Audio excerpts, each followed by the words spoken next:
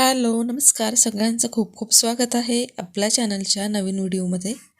आपल्या घरामध्ये कित्येक अशा गोष्टी आहेत ज्या आपण वापरत नाही, त्यांचा आज आपण रियूज करणार आहोत. आपल्या डेली लाईफमध्ये त्यांना पुन्हा उपयोगात आणणार आहोत.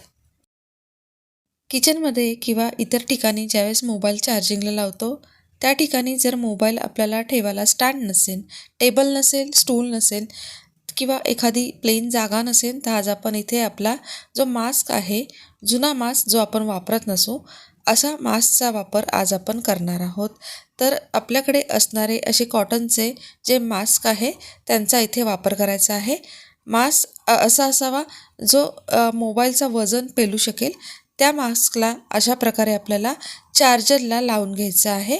मास्कला असलेलं इलॅस्टिक मी चार्जरच्या आत घातलं आहे आणि आता अशा प्रकारे आपल्याला जो मोबाईल चार्जिंगला लावला आहे तो आपल्याला या मास्कमध्ये ठेवायचा आहे आणि अशा प्रकारे एक स्टँड इथे तयार झालेला आहे. प्लास्टिकच्या पिशव्यांबरोबरच कागदी पिशव्या ज्या चांगल्यातल्या असतात त्या अशा प्रकारे आपल्या घरामध्ये भरपूर प्रमाणात साठलेल्या असतात. तर आज आपण यांचा वापर करणार आहोत. याला फक्त आपल्याला आतमध्ये फोल्ड करायचं आहे. तर हे आपलं एक ऑर्गनायझर तयार होणार आहे. हे ऑर्गनायझर तयार झाल्यानंतर आपण यामध्ये कित्येक तरी किचनमधील असणाऱ्या वस्तू ज्या आहेत त्या ठेवू शकतो. उदाहरणार्थ आपल्याकडे मसाल्याचे पॅक असतात किंवा बॉक्सेस असतात. हे मसाल्याचे बॉक्स आणि पॅकेट जे आहेत ते आपण यामध्ये घालून ठेवू शकतो किंवा छोट्या छोट्या मसाल्याच्या डब्या ज्या आहेत त्या देखील आपण ह्या ऑर्गनायझरमध्ये अशा प्रकारे ऑर्गनाईज करून एका ठिकाणी व्यवस्थित ठेवू शकतो. किचनमध्ये आपल्याकडे किचन नॅपकिन्स असतात. किचन नॅपकिन्स जे आहेत ते धुतल्यानंतर आपण यामध्ये ऑर्गनाईज करून ठेवू शकतो, जेणेकरून आपल्याला ह्या सगळ्या वस्तू ज्या आहेत त्या आपल्याला लवकरात लवकर सापडतील.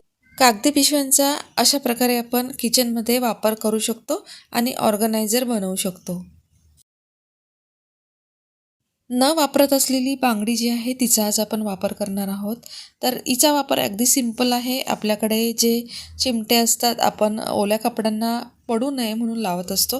हे चिमटे ऑर्गनाईज करण्यासाठी या अशा न वापरत असणाऱ्या बांगड्या आपण इथे ऑर्गनायझर म्हणून वापरू शकतो.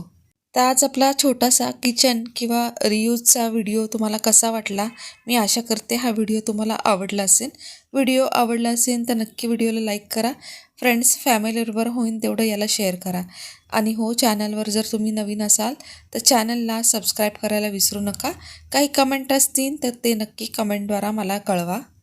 आपल्या चॅनलवर इथून पुढेही असेच नवनवीन व्हिडिओ येत राहणार आहे. आता मी इथे थांबणार आहे. आपण पुन्हा भेटणार आहोत एका नवीन व्हिडिओमध्ये. तोपर्यंत नमस्कार.